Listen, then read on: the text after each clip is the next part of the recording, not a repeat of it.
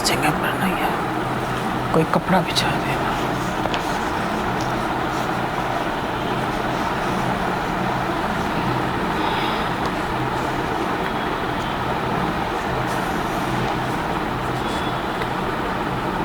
ओम शांति। आज प्यारे बाबा की 22 तारीख के महावाक्य हैं। आज बाबा के विशेष महावाक्य कि बाबा ने समझाया कि बच्चे सदगति के लिए राजयोग सिवाय बाप के और कोई सिखा नहीं सकता, क्योंकि ज्ञान का सागर एक शिव बाबा ही है जो हम बच्चों को राजयोग सिखला सकते हैं। बाप ही आकर बच्चों को वर्षा दे सकते हैं और कोई दे नहीं सकता। तो इसलिए कि हम बच्चों को स्वयं की पहचान, पिता की पहचान शिव बाबा ही देते हैं। अभी तक कोई ने भी परमात्मा की पहचान नहीं दी और ना ही कोई दे सकता है। यथार्थ परिचय स्वयं बाप ही बच्चों को आकर देते हैं। तो जितना जितना हम स्वयं को पहचान बाप को याद करते हैं तो उतना ही आत्मा पावन बनती जाती है, पवित्र बनती है, और पवित्र आत्मा ही परमात्मा की याद में रह सकती है। आज सार है, मीठे बच्चे, बाप को तुम बच्चे ही प्यारे हो। बाप तुम्हें ही सुधारने के लिए श्रीमत देते हैं।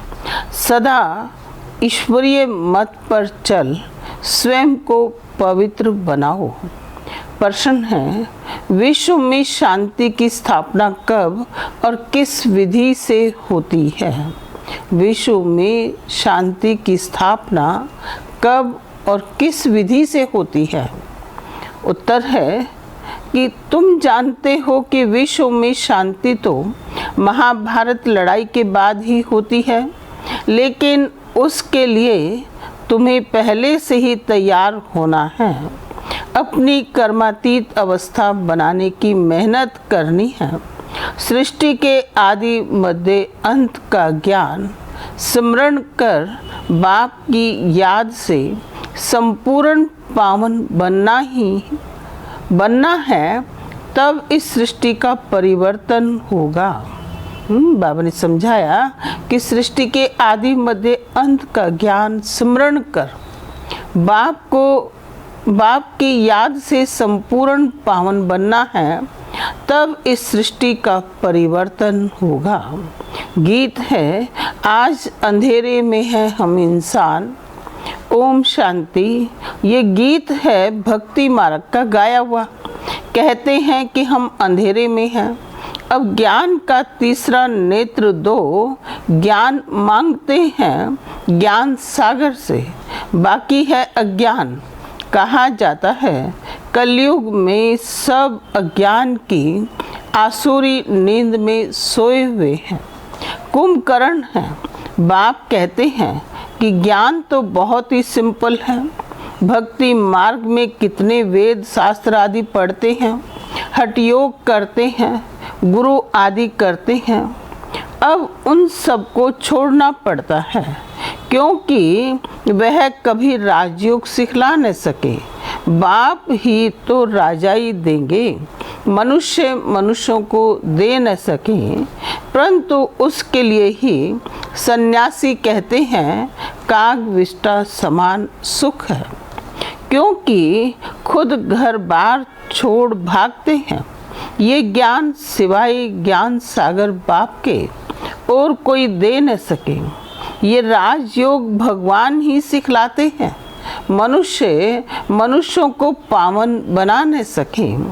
पतित पावन एक ही बाप है। मनुष्य भक्ति मार्ग में कितना फंसे हुए हैं। जन्म जन्मांतर से भक्ति करते आए हैं, स्नान करने जाते हैं। ऐसे भी नहीं कि सिर्फ गंगा में स्नान करते हैं। जहाँ भी पानी का तालाब आदि देखेंगे तो उसको भी पतित पावन समझते हैं। यहाँ भी गौमुख है, झरने से पानी आता है। जैसे कुएं में पानी आता है तो उनको पतित पावनी गंगा थोड़ा ही कहेंगे। मनुष्य समझते हैं कि यह भी तीर्थ है। बहुत मनुष्य भावना से वहाँ जाकर स्नान आदि करते हैं। तुम बच्चों को अभी ज्ञान मिला है, तुम बतलाते हो तो भी मानते नहीं। अपना देह अहंकार बहुत है। हम इतने शास्त्र पढ़े हैं, बाप कहते हैं ये पढ़ा हुआ सब भूलो।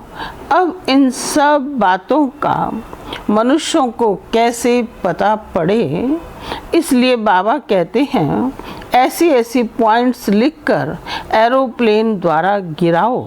जैसे आजकल कहते हैं कि विश्व में शांति कैसे हो, कोई ने राय दी तो उनको इनाम मिलता है। अब वह शांति की स्थापना तो कर न सके। शांति है कहाँ, झूठी प्राइस देते रहते हैं। अब तुम जानते हो कि विश्व में शांति होती है लड़ाई के बाद। यह लड़ाई तो कोई भी समय लग सकती है, ऐसी तैयारी है। सिर्फ तुम बच्चों की ही देरी है। जब तुम बच्चे कर्मातीत अवस्था को पाओ, इसमें ही मेहनत है। बाप कहते कि माम एकम याद करो और गृहस्थ व्यवहार में रहते कमल फूल समान पवित्र रहो। सृष्टि के आदि मध्य अंत का ज्ञान स्मरण करते रहो।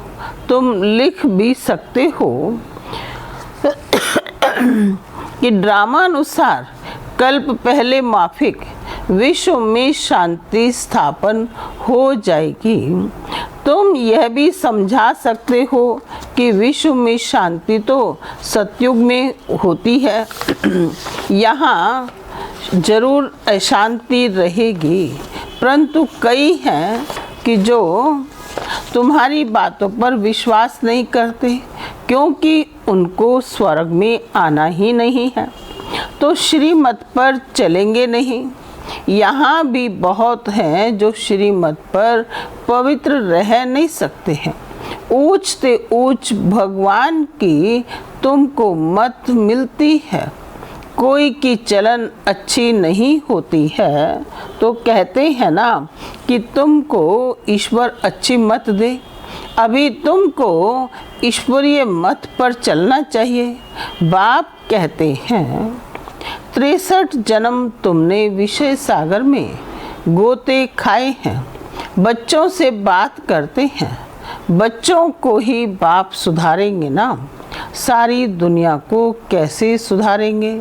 बाहर वालों को कहेंगे बच्चों से समझो। बाप बाहर वालों से बात नहीं कर सकते। बाप को बच्चे ही प्यारे लगते हैं। सोतेले बच्चे थोड़ा ही लगेंगे। लौकिक बाप भी सपूत बच्चों को धन देते हैं। सब बच्चे समान तो नहीं होंगे। बाप भी कहते हैं कि जो मेरे बनते हैं उन्हों को ही मैं वर्षा देता हूँ। जो मेरे नहीं बनते हैं वह हजम नहीं कर सकेंगे, श्रीमत पर चल नहीं सकेंगे। वह भक्त बाबा के बहुत देखे हुए हैं। कोई बड़ा सन्यासी आता है तो बहुत उन्हों के फॉलोअर्स होते हैं। चंदा इकट्ठा करते हैं, अपनी ताकत अनुसार फंड्स निकालते हैं।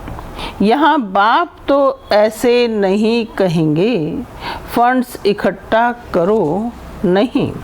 यहाँ तो जो बीज बोएंगे 21 जन्म उसका फल पाएंगे।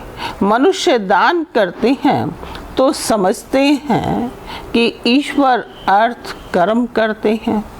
ईश्वर समर्पण कहते हैं। वो तो कहेंगे कि कृष्ण समर्पणम। कृष्ण का नाम क्यों लेते हैं? क्योंकि गीता का भगवान समझते हैं। श्री राधे अर्पणम कभी नहीं कहेंगे। ईश्वर या कृष्ण अर्पणम कहते हैं। जानते हैं कि फल देने वाला ईश्वर ही है। कोई साहूकार के घर में जन्म लेते हैं तो कहते हैं ना, आगे जन्म में बहुत दान पुण्य किए हैं तब यह बना है।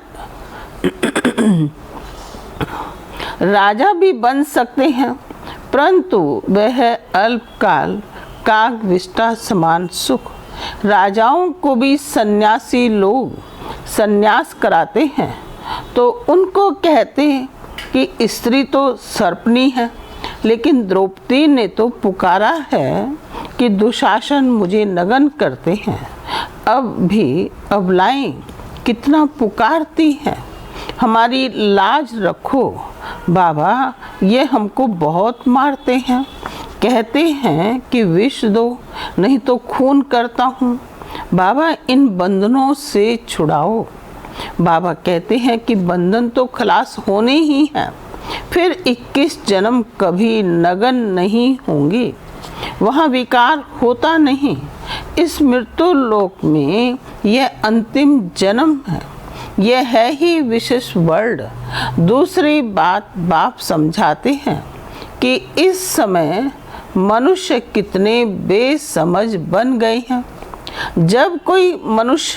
जब कोई मरता है तो कहते कि स्वर्ग पधारा, लेकिन स्वर्ग है कहाँ, ये तो नर्क है।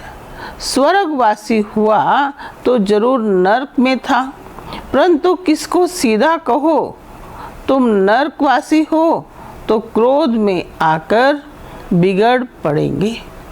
ऐसे को तुमको लिखना चाहिए। फलाना स्वर्गवासी हुआ तो इसका मतलब तुम नर्कवासी हो ना। हम तुमको ऐसी युक्ति बतलाएं जो तुम सच सच स्वर्ग में जाओ। यह पुरानी दुनिया तो अब खत्म होनी है। अखबार में निकालो कि इस लड़ाई के बाद विश्व में शांति होनी है। 5000 वर्ष पहले माफिक वहाँ एक ही आदि सनातन देवी देवता धर्म था। वो लोग फिर कहते कि वहाँ भी कंस जरासंधी आदि असुर थे। त्रेता में रावण था, अब उनसे माथा कौन मारे। ज्ञान और भक्ति में रात दिन का फर्क है। इतनी सहज बात भी मुश्किल किसकी बुद्धि में बैठती है। तो ऐसे स्लोगन्स बनाने चाहिए। इस लड़ाई के बाद विश्व में शांति होनी है। ड्रामानुसार कल्प कल्प विश्व में शांति होती है, फिर कलयुग अंत में अशांति होती है, सतयुग में ही शांति होती है।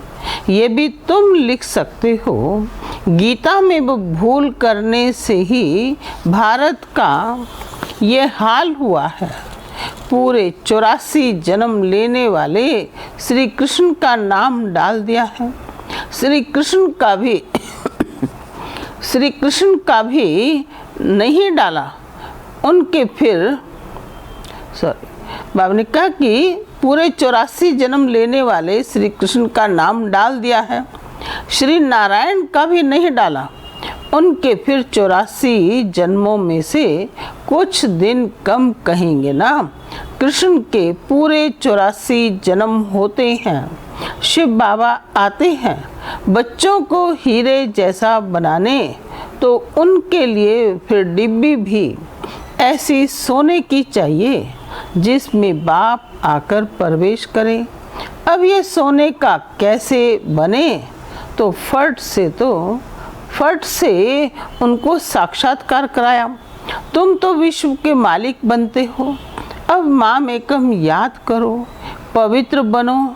तो झट पवित्र होने लग पड़े। पवित्र बनने बिगड़ तो ज्ञान की धारणा हो न सके। शेरनी के दूध लिए बर्तन सोने का चाहिए। ये ज्ञान तो है परम पिता परमात्मा का। इसके धारणा करने के लिए भी सोने का बर्तन चाहिए, पवित्र चाहिए, तब धारणा हो। पवित्रता की प्रतिज्ञा करके फिर गिर पड़ते हैं तो योग की यात्रा ही खत्म हो जाती है, ज्ञान भी खत्म हो जाता है। किसको कहें, कह न सके कि भगवानुवाच काम महाशत्रु है, उनका तीर लगेगा नहीं, वे फिर कुकड़ ज्ञानी हो जाते। कोई भी विकार न हो, रोज पोता मेल रखो। जैसे बाप सर्वशक्तिमान है, वैसे माया भी सर्वशक्तिमान है। आधा कल्प रावण का राज्य चलता है, इन पर जीत बाप बिगर कोई पहना न सके। ड्रामा अनुसार रावण राज्य भी होना ही है, भारत की ही हार और जीत। पर यह ड्रामा बना हुआ है, ये बाप तुम बच्चों को ही समझाते हैं। मुख्य है पवित्र होने की बात। बाप कहते हैं मैं आता ही हूँ पतितों को पावन बनाने।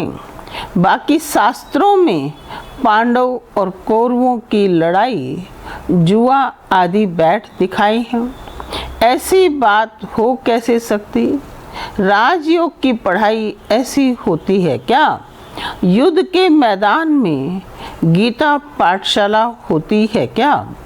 कहाँ जन्म मरण रहित शिव बाबा और कहाँ पूरे 84 जन्म लेने वाला श्री कृष्ण। उनके ही अंतिम जन्म में बाप आकर प्रवेश करते हैं। कितना क्लियर है, गृहस्थ व्यवहार में रहते पवित्र भी बनना है।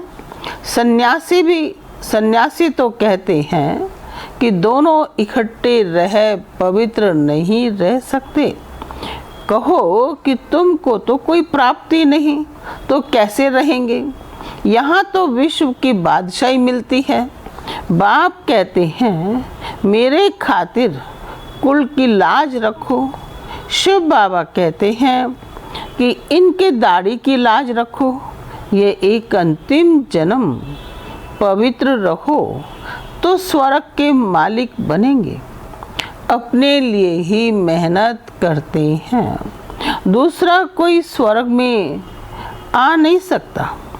ये तुम्हारी राजधानी स्थापन हो रही है, इसमें सब चाहिए ना। वहाँ वजीर तो होते नहीं, राजाओं को राय की दरकार नहीं। पतित राजाओं को भी एक वजीर होता है। यहाँ तो देखो कितने मिनिस्टर हैं, आपस में लड़ते रहते। बाप सभी झंझटों से छुड़ा देते हैं।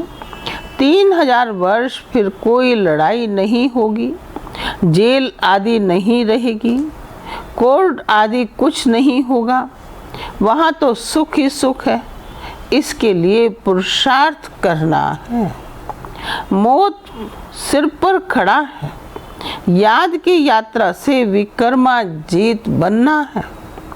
तुम ही मैसेंजर्स हो जो सबको बाप का मैसेज देते हो कि मन मना भव। अच्छा, मीठे मीठे सिकिलदे बच्चों प्रति मात पिता बाप दादा का याद प्यार और गुड मॉर्निंग। रूहानी बाप की रूहानी बच्चों को नमस्ते। हम रूहानी बच्चों की रूहानी बाप को नमस्ते नमस्ते। धारणा के लिए मुख्य सार है। पहला पॉइंट, ज्ञान की धारणा करने के लिए पवित्र बन बुद्धि रूपी बर्तन को स्वच्छ बनाना है। सिर्फ कुकड़ ज्ञानी नहीं बनना है। दूसरा पॉइंट है कि डायरेक्ट बाप के आगे अपना सब कुछ अर्पण कर श्रीमत पर चलकर 21 जन्मों के लिए राजाई पद लेना है। वरदान है, शुद्धि की विधि द्वारा किले को मजबूत करने वाले सदा विजयी और निर्विघ्न भव। इस किले में हर आत्मा सदा विजयी और निर्विघ्न बन जाए इसके लिए विशेष टाइम पर चारों ओर एक साथ योग के प्रोग्राम रखो, फिर कोई भी इस तार को काट नहीं सकेगी, क्योंकि जितना सेवा बढ़ाते जाएंगे उतना माया अपना बनाने की कोशिश भी करेगी। इसलिए जैसे कोई भी कार्य शुरू करते समय शुद्धि की विधियां अपनाते हो, ऐसे संगठित रूप में आप सर्वश्रेष्ठ आत्माओं का एक ही शुद्ध संकल्प हो विजयी। यह है शुद्धि की विधि, जिससे किला मजबूत हो जाएगा। स्लोगन है, युक्ति युक्त व यथार्थ सेवा का प्रत्यक्ष फल है खुशी। युक्ति युक्त व यथार्थ सेवा का प्रत्यक्ष फल है खुशी। तो आज विशेष मातेश्वरी जी के कुछ अनमोल महावाक्य। अब विक्रम बनाने की कंपटीशन नहीं करनी है। पहले तो अपने पास ये एम अवश्य रखनी है कि हमको जिस भी रीति से अपने विकारों को वश करना है, तभी ईश्वरीय सुख शांति में रह सकते हैं। अपना मुख्य पुरुषार्थ है खुद शांति में रहकर औरों को शांति में लाना। इसमें सहन शक्ति जरूर चाहिए। सारा अपने ऊपर मदार है। ऐसा नहीं कि कोई ने कुछ कहा तो अशांति में आना चाहिए।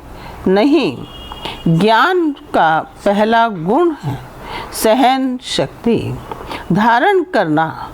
देखो, अज्ञान काल में कहते हैं, भल कोई कितनी भी गाली देवे, ऐसे समझो कि मुझे कहाँ लगी।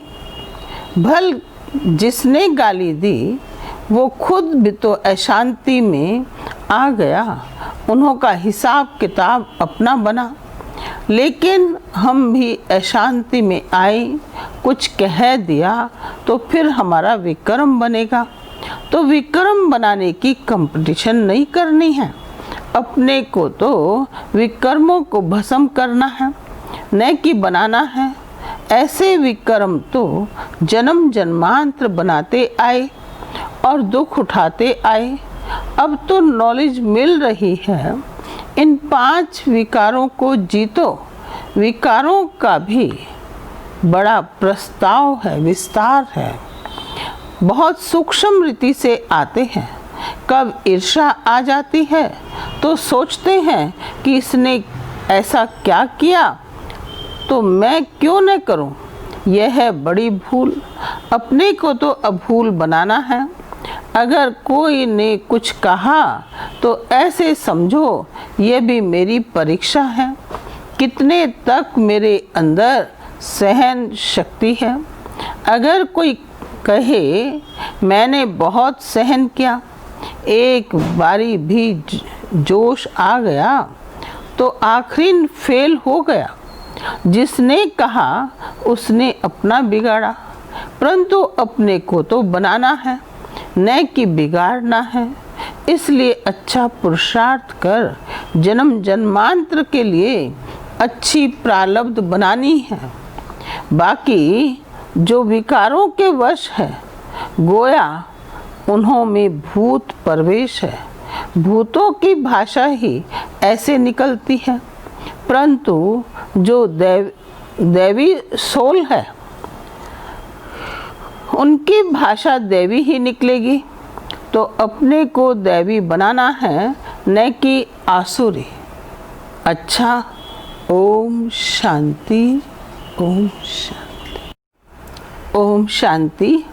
दादी जी की दी हुई शिक्षाओं में से अगले पॉइंट्स हैं। 17वां नंबर कि रावण क्या क्या करता उसकी 100 बातें लिखो। कभी कुदृष्टि लाएगा, कभी संस्कारों की टक्कर में लाएगा, और कभी ईर्ष्या में, कभी मेरेपन में, कभी जोश में। हमें उसे 100% जीतना है। इसमें चाहिए बहुत बारीक सूक्ष्म से सूक्ष्म बुद्धि। बाबा जो श्रीमत के इशारे देता है वह सब हमारे सामने क्लियर आईने में होने चाहिए, उसी पर अपने को चलाना है। अगला पॉइंट, मुझे सतो प्रधान बनने के लिए सतो गुण धारण करने हैं। बुद्धि में जो रजो तमो के अवगुण हैं उन्हें खत्म करना है। सवेरे से रात तक देखो कि मैं अपने को देवताई लाइन में लिए जा रहा हूँ। देवतापन की क्वालिफिकेशन इमर्ज होती जाती है। देवता माना ही सतोगुण आते हैं श्रीमत से। पहले तो अपने को शीतल करो। शीतल बनने से आवेश जोश के संस्कार शीतल हो जाएंगे। फिर नशा रखो कि हम किस अथॉरिटी के बच्चे हैं। फिर बुद्धि सदैव ऊपर जाएगी, नीचे की बातों में नहीं आएगी। अभी हमारी बुद्धि देह और देह के व्यवहार तरफ नहीं जानी चाहिए। अगला पॉइंट है कि मैं दाता की बच्ची दाता हूँ। मुझे देना सीखना है। जितना मैं दूंगी उतना मेरा महत्व है। एक एक को रूहानियत देना, शीतलता देना, यह देना ही मेरी महानता है। ऐसे नहीं कि मैं इसे इतना स्नेह देता फिर भी ये मेरी ग्लानि करता। मुझे कोशिश करनी है कि एक भी कांटा न बने। अपना काम है सबको आत्मिक स्नेह का दान देना। दान देने में विघ्न तो अनेक आएंगे, क्योंकि दान लेने वाला कोई कैसा है कोई कैसा। मैं हमेशा समझती कि हर एक मेरे मास्टर हैं, मैं हर एक से सीखती हूँ। फिर अगला पॉइंट कि कभी भी अपने दिल में किसी के प्रति नफरत नहीं उठाओ। झगड़े का कारण है एक दो से नफरत से ही पर चिंतन शुरू होता है। फिर आपस में दुश्मनी हो जाती। पहले ईर्ष्या होगी, फिर नफरत पैदा होगी, फिर पर चिंतन चलेगा, फिर दुश्मनी शुरू हो जाएगी। कई बार एक बोल जीवन भर के लिए दुश्मन बना देता है। इसलिए बोल पर बहुत अटेंशन चाहिए। एक भी ऐसा शब्द नहीं बोलना जो किसी के दिल में दर्द पैदा कर दे। फिर अगला पॉइंट कि जिद का स्वभाव इस ब्राह्मणों में सबसे बड़ा अवगुण है। जिद का स्वभाव ब्राह्मणों में सबसे बड़ा अवगुण है। इससे बहुत ज़्यादा नुकसान होता है। जिद मनुष्य को रसातल में पहुंचा देती है। तो जिद के स्वभाव से अपने को धोखा नहीं दो। समय पर ठीक निर्णय करो। एक दो का सहयोग लो और दो। अगर कोई जिद करता है तो आप हल्के हो जाओ। स्वयं को लाइट और माइट की मस्ती में रखो तो कभी जोश नहीं आएगा। अगला पॉइंट, नव निर्माण के लिए नम्र बनो। कोई फोर्स से कुछ कहता है तो उस समय उसकी बात मान लो। आप शीतल बन जाओ। आपस में डिबेट नहीं करो। बाद में समय देखकर आपस में रुहान करो। आपकी नम्रता का प्रभाव दूसरे पर जरूर पड़ेगा। एक की चर्चा दूसरे से नहीं करो। निर्माण बनना माना समा लेना। झगड़े में पड़कर ज्ञान को नहीं छोड़ो। स्व चिंतन में बिजी हो जाओ। फिर अगला पॉइंट है कि हमारे ब्राह्मण जीवन का फाउंडेशन है ईश्वरीय मर्यादाएं। मर्यादाओं को दृढ़ता से पालन करो। एक की छोटी गलती से पूरे ब्राह्मण परिवार का नाम बदनाम होता है। किसी के करैक्टर पर दाग लगे, यह मेरे से सुना नहीं जाता। शक लगता है कोई मेरे करैक्टर पर आंच डाले, यह मेरे जीवन के लिए बहुत बड़ा दाग है। आप अपनी रूहानियत में मस्त रहो। ये मर्यादा का कंगन बहुत स्ट्रिक्ट बंधा होना चाहिए। फिर 24 नंबर पॉइंट है, हर एक तपस्वी मूर्त बनो। जितना तपस्वी बनो उतना धन्य बनेंगे, तप से ही महान बनेंगे। कर्म इंद्रियों को वश करना ही तपस्या है। वृत्तियों को कंट्रोल करना ही तपस्या है। अति इंद्रिय सुख के रस में रहो तो इंद्रिय रस स्वतः समाप्त हो जाएगा। बाबा दादी ने कहा कि अति इंद्रिय सुख के रस में रहो तो इंद्रिय रस स्वतः ही समाप्त हो जाएगा।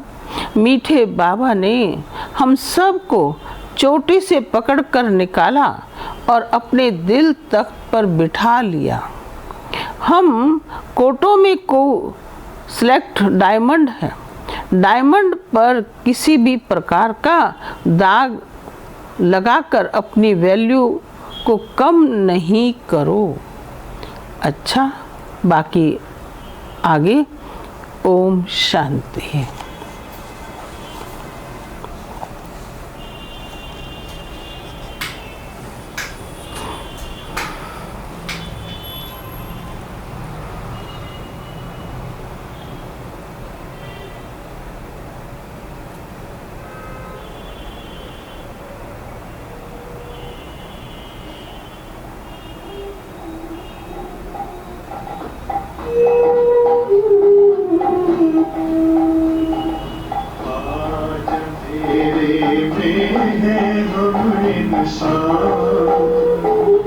ज्ञान का सूरज चमका दे भगवान। आज अंधेरे में है हम इंसान, ज्ञान का सूरज चमका दे भगवान।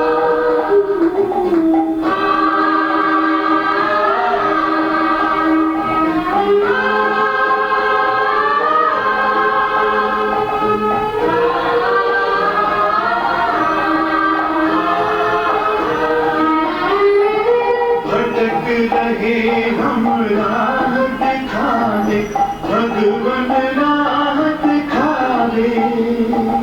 भटक रहे हम राह दिखा दे भगवन, राह दिखा दे। कदम कदम पर किरण बिछा दे भगवन, किरण बिछा दे।